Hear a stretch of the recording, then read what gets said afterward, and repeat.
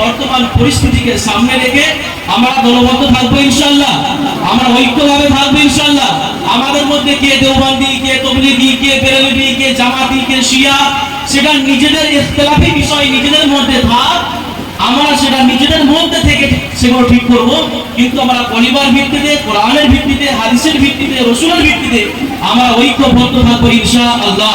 বিসমিল্লাহির রহমানির রহিম। ওয়া'তাসিমু বিহাবলিল্লাহি জামিআন ওয়া লা তাফাররাকু। সাদাকাল্লাহুল আযীম। সমস্ত প্রশংসা আল্লাহ রাব্বুল আলামিনের জন্য, যে আল্লাহ পাক আমাদেরকে বিভিন্ন সমস্যার মধ্যে সমস্যাকে অতিক্রম করে পবিত্র মজমাতে একত্রিত হওয়ার তৌফিক দান করেছেন।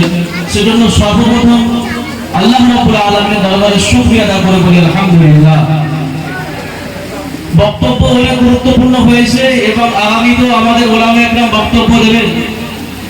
আমি সংক্ষিপ্ত আকারে মাত্র একটা কথা বলতে চাই, সেটা হলো যে আল্লাহ রাব্বুল আলামিন পবিত্র কোরআনের মধ্যে পরিষ্কার ঘোষণা করেছেন, ওয়া'তাসিমু বিহাবলিল্লাহি জামিআন ওয়া লা তাফাররাকু, যে তোমরা, আল্লাহ পাক নিজের বান্দাদেরকে উদ্দেশ্য করে বলেছেন যে তোমরা আল্লাহর রশিকে মজবুতভাবে আঁকড়ে ধরো, ওয়া লা তাফাররাকু, তোমরা দলে বিচ্ছিন্ন হয়ো না, বিভিন্ন দলে বিচ্ছিন্ন হয়ো না।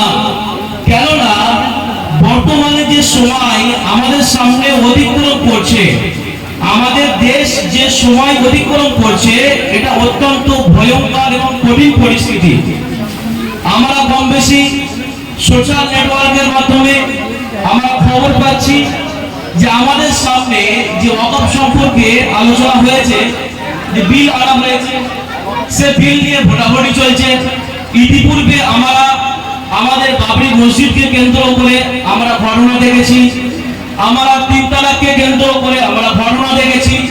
বিভিন্ন স্থানে আমাদের মুসলিমদের উপরে, খাস করে বিশেষভাবে মুসলমানদের উপরে অত্যাচার হচ্ছে। আমরা সেগুলো সোশ্যাল নেটওয়ার্কের মাধ্যমে, ইন্টারনেটের মাধ্যমে সেগুলো আমরা লক্ষ্য করছি।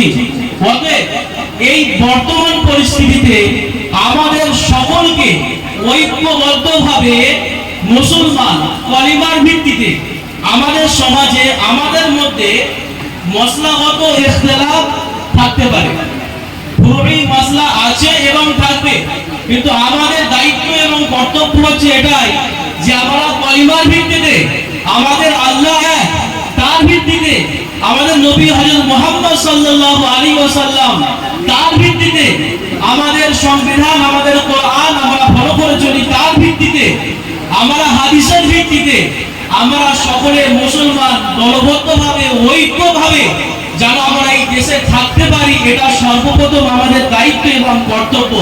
কেননা আল্লাহ হাবিব সাল্লাল্লাহু আলাইহি ওয়াসাল্লাম পরিষ্কার হাদিসের মধ্যে বলছেন যে ইয়াদুল্লাহি আলাল জামাআহ, জামাতবদ্ধভাবে যারা থাকে তাদের উপরে আল্লাহর হাত আছে।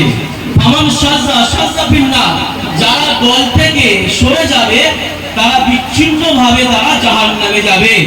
অতএব এই বর্তমান পরিস্থিতিকে সামনে রেখে আমরা দলবদ্ধ থাকবো ইনশাআল্লাহ, আমরা ঐক্যভাবে থাকবো ইনশাআল্লাহ। আমাদের মধ্যে কে দেওবন্দি, কে তবলিগি, কে বেরেলভি, কে জামাতি, কে শিয়া, সেটা নিজেদের ইখতিলাফি বিষয় নিজেদের মধ্যে থাক, আমরা সেটা নিজেদের মধ্যে থেকে সেগুলো ঠিক করব। কিন্তু আমরা পরিবার ভিত্তিতে, কোরআনের ভিত্তিতে, হাদিসের ভিত্তিতে, রাসূলের ভিত্তিতে আমরা ঐক্যবদ্ধ থাকবো ইনশাআল্লাহ। আল্লাহ রাব্বুল আলামিন আমাদের সকলকে শোনার থেকে, জানার থেকে আমল করার তৌফিক দান করুন।